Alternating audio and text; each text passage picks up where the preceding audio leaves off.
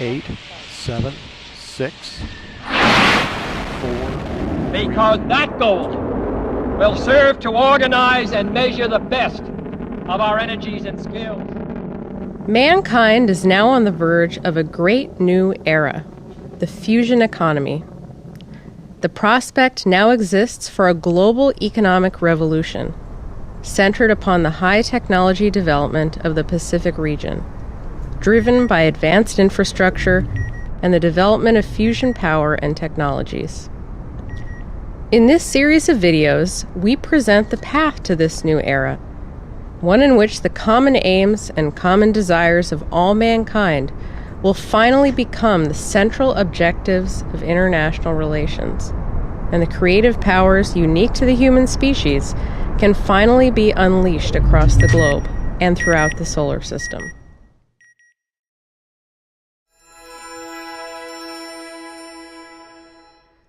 Fusion will provide an effectively unlimited supply of power, creating the basis for a fundamentally new economy. The benefits are not limited to simply providing more power for the processes which already exist in the current system. The fusion economy creates the basis for addressing resource needs far into the future. To understand this, we must first recognize that, for mankind, resources are not self-evident.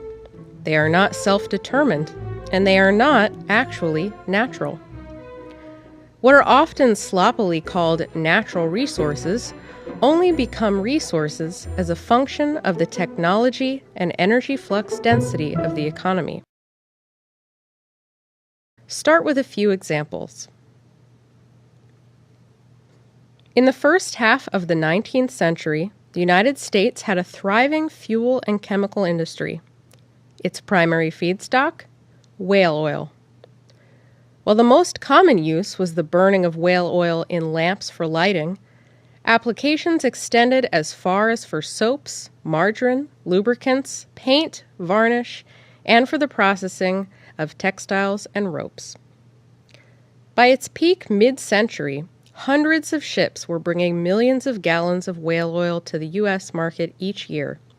An immense amount of work. Finding, hunting, skinning, and processing the largest animals on the planet to provide light for your home. By the 1850s, methods were beginning to be developed to bring a new resource into use: petroleum.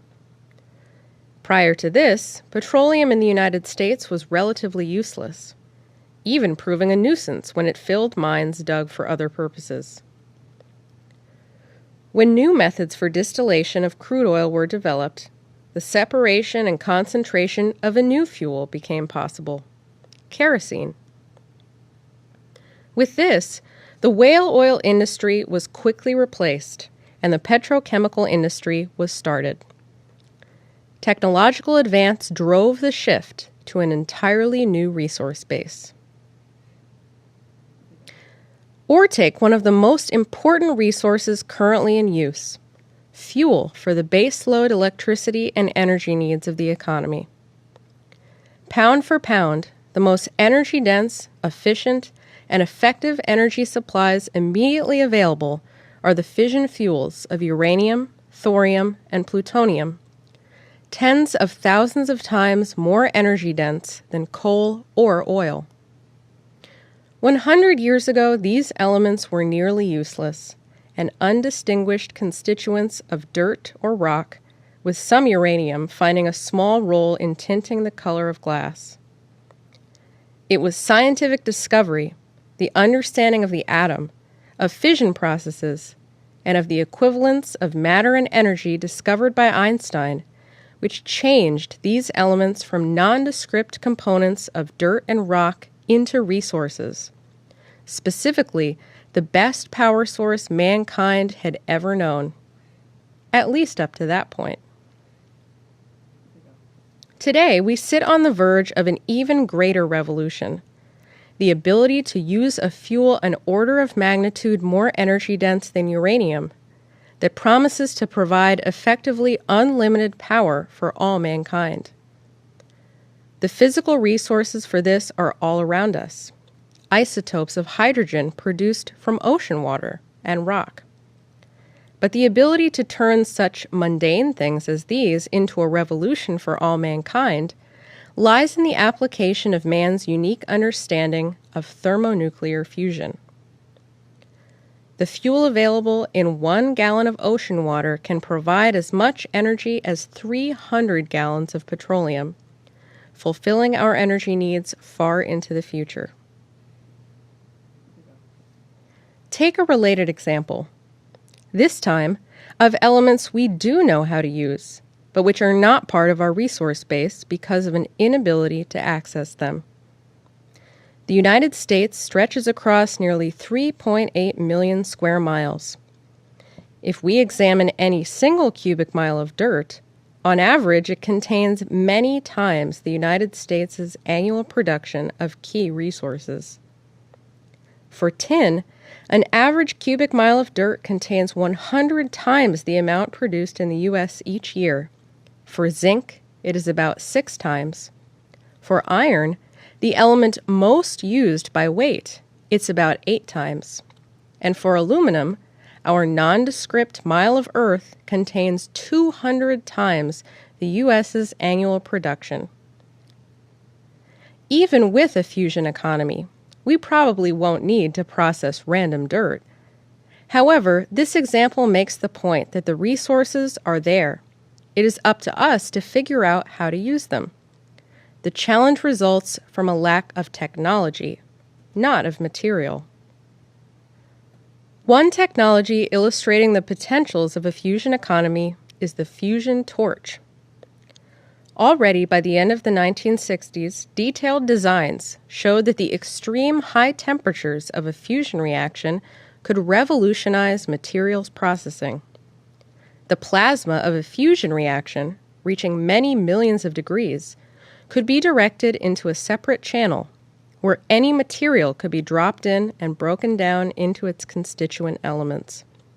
These separated elements can then be concentrated and released as new raw materials. As a general concept, if the systems were eventually built to handle large volumes of material, effectively any trash or economic waste could be processed, perhaps allowing landfills to become excellent resources, containing materials we already use at concentrations far higher than those mined.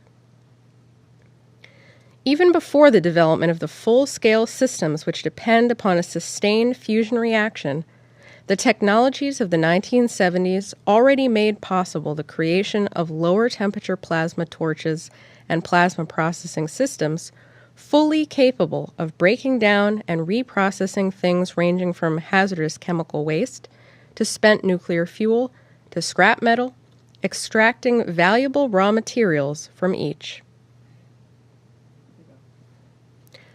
Going one step further, with the much higher energy levels available in a fusion economy, transmutation, changing one element into another, can become a regular economic practice. Many radioactive isotopes are extremely valuable for medical and other purposes.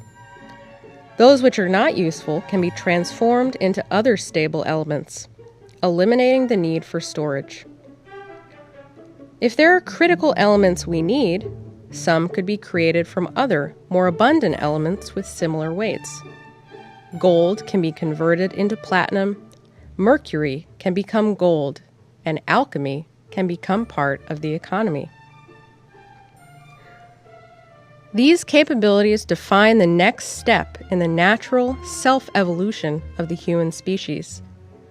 The history of mankind has been defined by successive transitions to higher forms of fire, driving the increased energy flux density of the economy per capita and per area. Now, we stand at the verge of the next step.